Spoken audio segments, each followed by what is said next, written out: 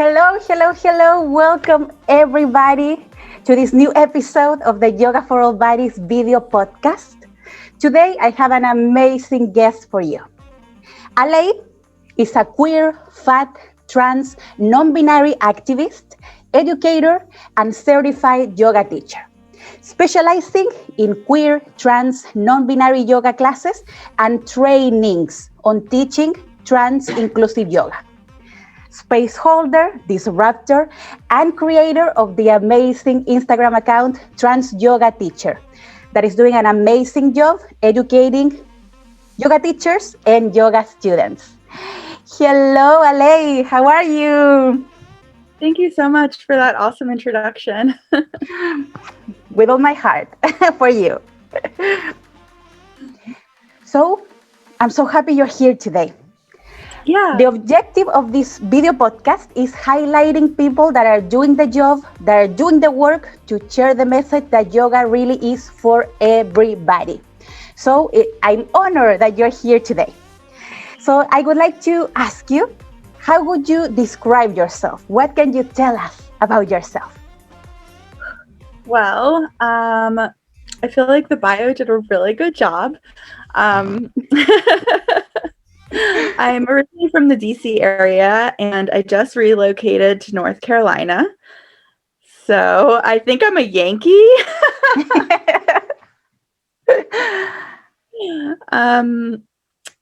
Yeah, and I've also lived on the East and West Coast, so I'm kind of like bicultural, bicoastal in that way. I used to identify more as bicoastal. Amazing. And how did you start it with yoga as a student and then as a teacher? Well, my mom, I'm from kind of like a hippie enclave of DC. It's called like the Berkeley of the East. So I grew up with yoga influence in my life. My mom used to put me to bed at age 9 with like the Om Namah Shivaya tape, like on repeat, like playing over and over. So I think there was like little seeds planted all throughout my childhood. My mom did yoga with me when she was pregnant. And so it's always kind of been in the foreshadows of my life. Like my mom's a Reiki master. She has led full moon circles and done shamanic healing herself. So I kind of witnessed her path growing up. And then I finally started the physical practice of asana in 2009 when I was in college. And I was in college in LA, but I was back east for the summers with my dad. So I started with Bikram. Ooh. And the summer in DC is hot enough, so I don't know why I did that, but my best friend brought me and we were both kind of competitive. So it was like, who's going to fall over first? And who fell first? You know, I lasted the whole time. I didn't walk out. Awesome. Amazing. And when did you decide that you wanted to become a teacher and why? I don't think I made the decision. I think it was made for me. I was in a place in my life. I did Peace Corps in Madagascar and I got back to the US in 2015 and I didn't know what I was doing. And so I just did yoga every day because I didn't know how to fill the days. And the US was very confusing to me. And so I just began doing yoga every day for about 2 years, was really immersed in yoga. And then I was like, I'm really curious about the subtle body, the bija mantras, like subtle anatomy, things that you're not getting in an hour yoga class. And so I decided to go study with Sri Dharma Mitra in New York City in 2017 for my 200-hour training. And on day 2, they said, now you're going to practice teaching each other. And I was like, why? Because it's a yoga teacher training, maybe? So that was a shock to me. Oh, we're here for that. And then you feel inspired. What happened? Did you notice a before and after? Yeah, definitely. I mean, like Sri Dharma is amazing. He's super inspirational. He's an 81-year-old teacher, an immigrant from Brazil. And so he didn't move to the US with any command of English. So his teachings are very psychically taught. Everything's psychically transmitted. His English is still limited. He jokes about it, after 50 years here. And so he really is a powerful teacher. And so I was just really entranced with all the subtle anatomy and the stuff that's like, spiritual and intangible. And one day I just was like, well, I have nothing else going on, right? I was like house hopping, cat and dog sitting. And I was like, hey, friends, come over and I'll teach you a free yoga class. And how was the reception of that? It went really well. And it felt really good, like fulfilling. I had been like a little lost in life. So it was nice to be able to like see people relax in an hour and stuff. Amazing. And I know you specialize on teaching queer, non-binary, trans. What can you tell us about that journey? Did you from the beginning knew that you wanted to share that for the yoga community? What happened? I didn't identify as trans even a year ago. So it's been a very personal journey. Like the heart of yoga is self-study. I can't say this word right. Svadhyaya, I think. Yeah. But I'm Latina, so I might be lying. I know. I tend to put a Spanish accent too on things. Spanish is my second language for those who don't know. So the heart of yoga is self-study. So I was just doing a lot of looking at myself, like through therapy, group therapy, private therapy, yoga.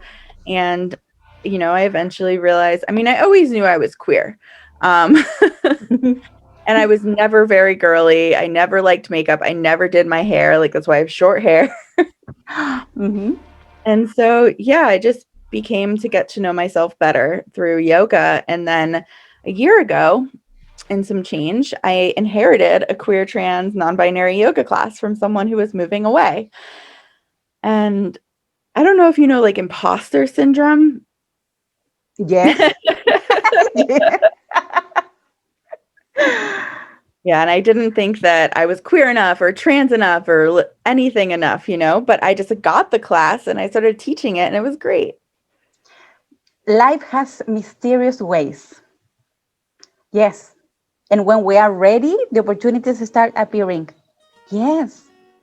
And how was that process? Did you build a community there? What can you share with us?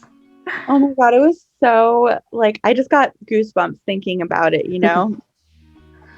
I had been teaching yoga for full-time for money for over a year. Classes never took off. Like the cishet people, these old ladies, these white ladies never loved me. Oh. Been there, yes. This disconnect, this tension, they never really understood my intentions. They were always like, where's the teacher? I was like, I'm here. Oh, been there too. Yes. Mm-hmm. So, when I started teaching this queer trans class, I created a Facebook event that like blew up. Thank God for social media sometimes. Mm-hmm. And yeah, just like started with 3 people the first class. And then by winter, this was September, by winter, there was no room. Everyone was filling the room. It was like 17, 18 people. And I'd never had classes full. Like I'd had classes where no one would show before. So it was amazing. And I think it's because you share your message with such passion and you truly believe, you truly feel, you live what you are sharing. So that's why you are attracting. And I think it's amazing because we need in yoga more spaces like that. Yes. Yes. Yeah.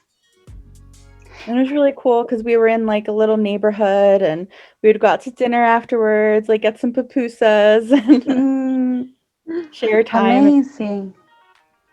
And so you started teaching these public classes, and then you transitioned to teach other teachers and teach also students, I suppose, that can also participate in your workshops. What can you tell us about that workshop and why did you decide to create them?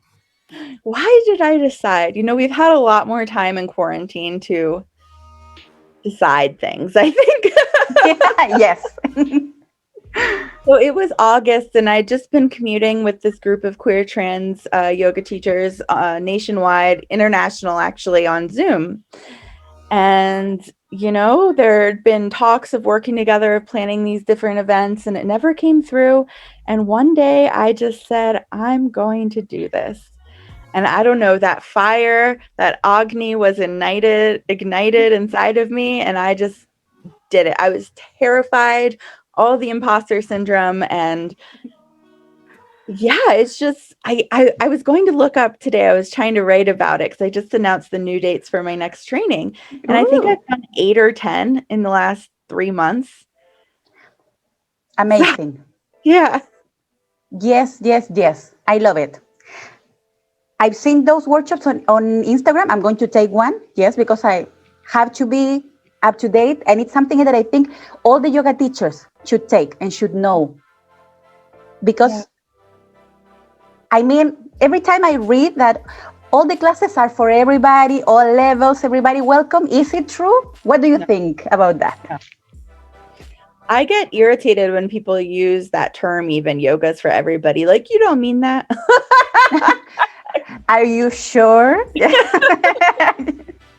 Like, I'm looking at their platform and their messaging and their identity and all and I'm just like, I don't know. It feels like this catchphrase that is empty a lot of the time. Mm-hmm. Yes. Well, I'm super convinced that you're doing an amazing job with this. And I don't know if you can tell us about the feedback that you get from your students or other teachers that maybe say, oh, I've been doing this all wrong. Not willingly to make it wrong, but I messed up. I think one of the coolest parts is when people admit that they have cis privilege. Because I'm constantly identifying myself as trans, right? It's my Instagram handle. Mm-hmm. It's such a big part of who I'm claiming I am, right? And so for cis people to then acknowledge that they're cisgender, and that they have privilege from that is just amazing. Like, my favorite part of the training now is it's about the third or fourth slide in. We define what cis and trans mean after we look at our identities, I bet. And then I invite people to say out loud in a sentence, I am cisgender. And it's my favorite. Amazing. Yes, love, love, love it. And have you been getting students from all over the world with this pandemic thing? Yeah, it's been amazing. I mean, most every training, I have to save the recording and send it to someone in Australia, New Zealand, Europe, somewhere, the UK. I don't think I've had a single training yet that hasn't been international. Amazing. Love Yeah. it. Yes, yes, yes. And do you notice different receptions or because of the cultural things? Do you notice difference?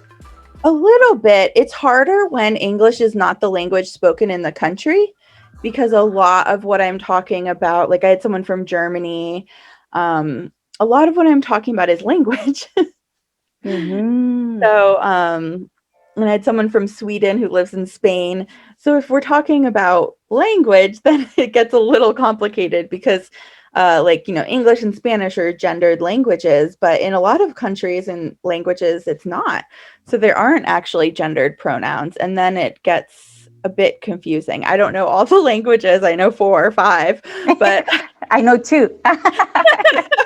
very well. But yeah, so I don't know how to be like, well, in Belgian, it should be like this. Yes. Yes, I haven't thought about that. That's a challenge. Yes. It's really interesting. But it's amazing that the teachers are getting involved, investing in this Yeah. because it's so, so needed. Yeah. It's been Yes. amazing. I never thought it would be a continuous, ongoing project. I think it's going to be nonstop. Yes, I'm being sincere. Yes. Yes, because it's so needed. Yeah. This is your niche, and I see you on social media, and you're conquering the world. Yes. Yes, and I think that's amazing. Yeah. Yes, yes, yes. I'm really grateful for everyone who's like had interest in it, you know? Yes, always. But I see you love your people and you love your people hard. So yes, love it. So I see an endless future for you. Oh, And now talking more about the pandemic and how everything changed, what do you think is going to happen with yoga? I'm staying online. Me too. Me too. I'm not sure where I'm going. I told you I'm in North Carolina. I don't have permanent housing for the end of the month. I'm traveling right now a bit. And I think that that's kind of the vibe we're on as a nation, even a worldwide level, is that this pandemic has shown us how connected we are through the internet and through these, what my teacher Dharma would say, the technology. And so, I mean, I think it's moving more towards like making videos and creating a library of replays for students and online connection. Mm. At the beginning of the pandemic, I thought that these online connections were going to be super hard. But after 9 months almost, I've discovered that you can really connect. And I believe that being in your house, in your own space, it's Yeah. even easier to open the heart because you know you are really in a safe space. Mm. So for me, the experience has been amazing. I would Yeah. recommend it. And especially for queer trans students who might have trouble, like fear, anxiety, or discomfort with walking into a specific yoga space, it's been really, I think, helpful for people to be like, I'm gonna turn off my camera, or I'm gonna just adjust my camera so you can't see all of me. And, you know, I don't care. I love seeing my students, but I want them to just be there whatever way they can be. And so I think that's really been helpful. And especially because obviously it is a niche thing I'm doing, queer trans yoga. So if you live in the middle of a small town or in the middle of the country where there isn't a trans teacher in your town that you know of, you can still access this trans yoga through the internet. Yes, love it. Yeah. Yes, yes, yes. And what would you say to the people in your niche that attract to your message, but that are maybe self-conscious, afraid of starting this yoga thing? What would you tell them? I would say go put your feet on the ground outside. Connect to nature, connect to yourself, and it's okay. If yoga's not your path, it's okay. And if it is, come try it, because I feel like the more I become queer and trans, the more uncomfortable I do feel in traditional yoga spaces. But there's a lot of people like you and me out here doing the work that can make it a more comfortable experience than possibly their first.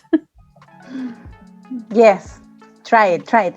I loved when you mentioned before about when you started doing your workshops. I was scared, I was afraid, but I did it. I think that's key. That's the way we need to live life. Do it scared, do it with fear, but do it. Then you. Yes. That's And what would you say to the yoga teachers? What message would you send them? For cis yoga teachers, I would say do the work. If you don't know the term resource yourself, self-educate. Take the labor off of queer and trans people to educate you. You can go to my website and I have a bunch of resources listed. You can watch YouTube videos about the trans experience. You can read books and listen to podcasts by trans authors. Just get to know us as people, and then your mind will expand. Yes, love it. Yes, yes, yes. And some questions that I like to ask everybody.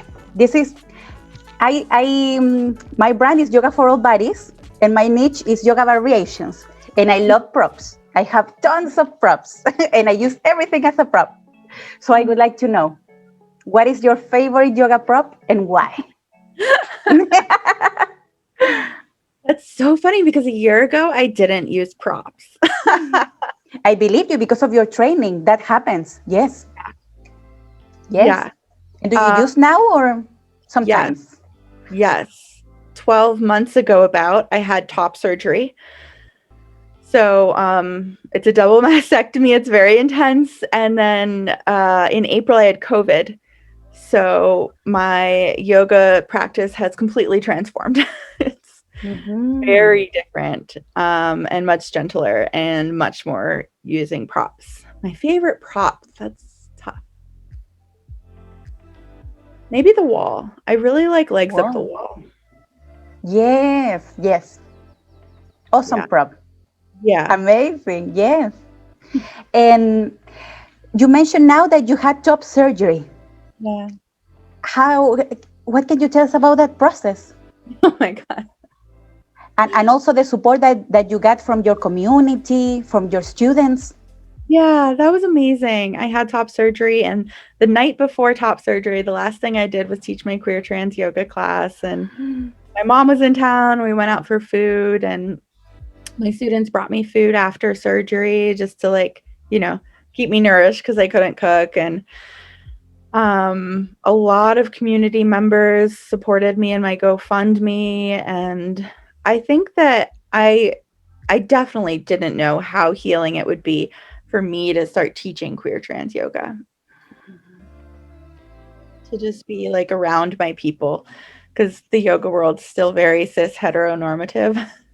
Mm-hmm. My friends had been yoga teachers and they were very cis heteronormative. Thank you for sharing that. I I remember I saw your journey on social media, and I get emotional. Sorry, but I I really felt that you were super brave, Mm, brave to share it, and and so wonderful that you were already teaching this for your community, and at the end of the day, you share your whole journey with them. yeah, it was pretty wild because, yoga teachers, we don't have paid time off. So Mm-hmm. 2.5 weeks after this surgery, I was back to teaching yoga and demoing the whole class essentially, except for maybe a back bend. It was wild. Oh, and after you correct me if I'm not using the right terms. Feel Okay. free. After you transition medically, it's called. Well, there's like a lot of ways to transition medically. So that was one Um. one step, I would say. Okay. And after you did that, did your the way you relate with the world, the way you relate with your students change? I think, yeah, I've become a lot more humble. I'm like, oh, that's hard now. Like, I can't move. I'm so stiff. Yoga came really naturally to me. It used to be very easy. Like, I remember at age 6, just putting my foot behind my head and being like, Mom, look. Um, and now I'm like, let's do a Shavasana. Let's stay here 40 minutes. I've become more relatable to my students in that way, just being able to more access their experience. And then also, as I've gained weight in the last year as well, more able to modify and adapt poses for people in larger bodies too. Amazing. Thank you so much for sharing your journey, your insight. Where can the people find you? Promote yourself. Sell your stuff right now. Well, you can follow me on Instagram at Trans Yoga Teacher. And my website is www.nonbinaryyogi.com. And I might be changing that to Trans Yoga Teacher. I'm not sure. Yes, maybe. Mm-hmm. And that's it. Awesome. And anything else you would like to share with the audience of this video podcast? I have a weekly queer, trans, non-binary yoga class, and allies are welcome. Just respect pronouns, and put your pronouns in your Zoom names. Put your pronouns in your Instagram bios. Put your pronouns on your website, in your email signature, and take one of my trainings. Learn how you can be a better ally. Love it. Thank you so, so much for talking with me, with talking with the people from the video podcast of Yoga for All Bodies, for doing the work, and for being so awesome. Thank you so much as well. You're awesome. Thank you. A big hug. We stay in contact. Yeah. And to all the audience that enjoyed this video, follow Allé, follow Yoga for All Bodies, and share this video, share this message, because yoga really is for all bodies. See you soon. Thank you.